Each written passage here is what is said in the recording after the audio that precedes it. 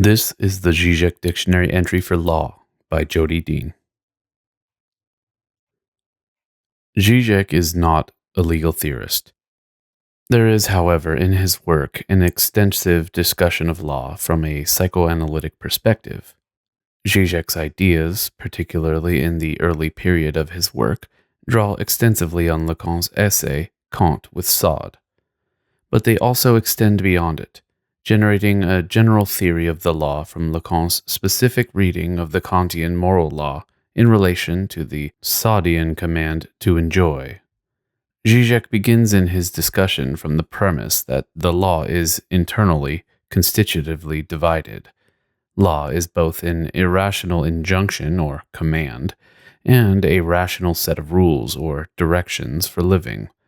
Rather than an existing edifice marked by an excluded other or a series of norms that produce their own transgression, law is split from the beginning between an external social law and an obscene superego. This superego is not outside of the law, but rather the necessary, unavoidable underside of the public law that holds together the community. Following a number of prior theorizations of the law, for Žižek the law begins with a crime.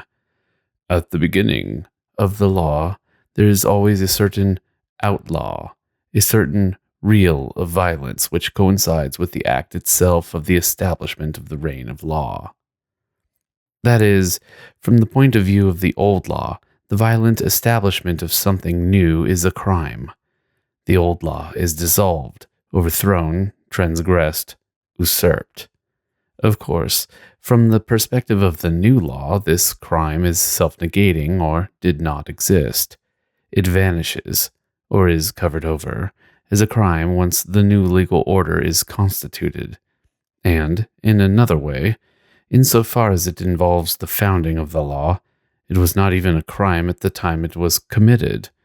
In a sense, the very idea of a crime founding the legal order, even one that is subsequently covered over, is a retrospective fantasy construction that functions to conceal the underlying antagonism fissuring the existing legal order.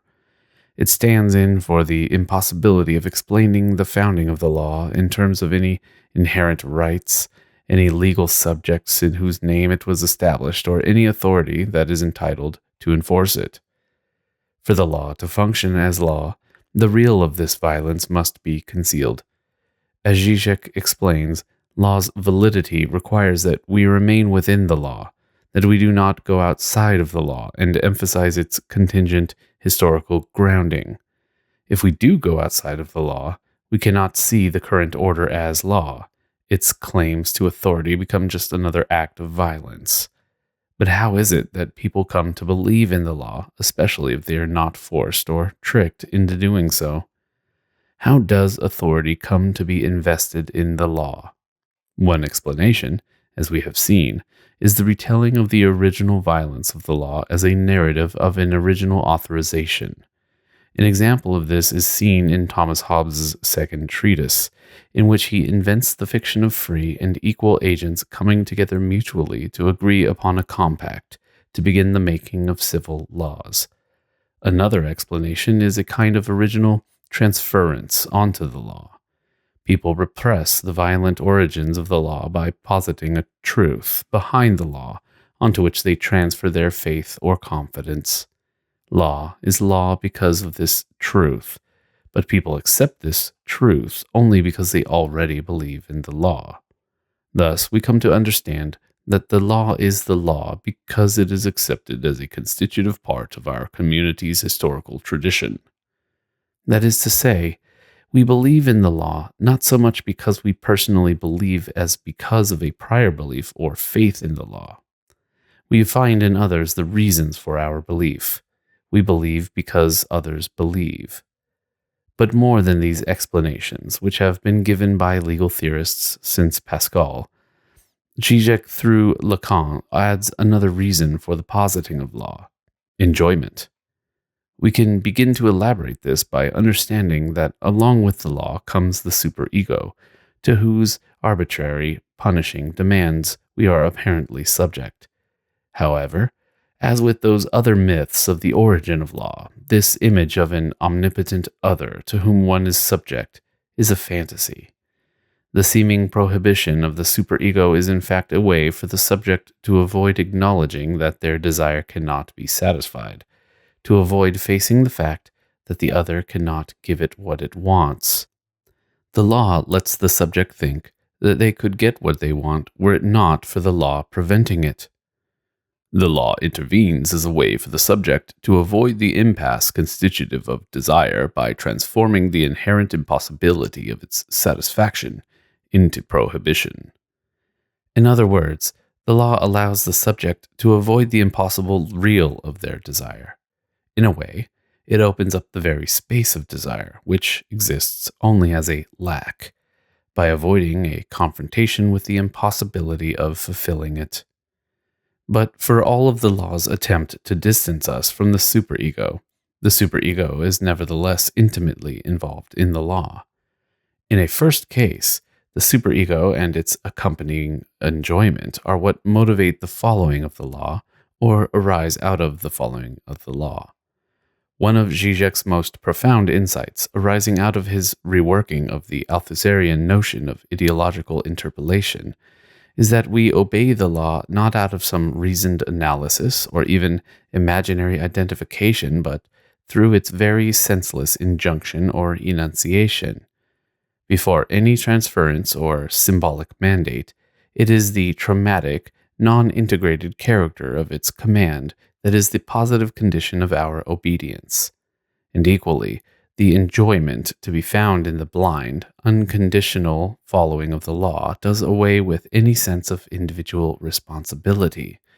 Law licenses the unthinking execution of duty, no matter what the consequences of our actions.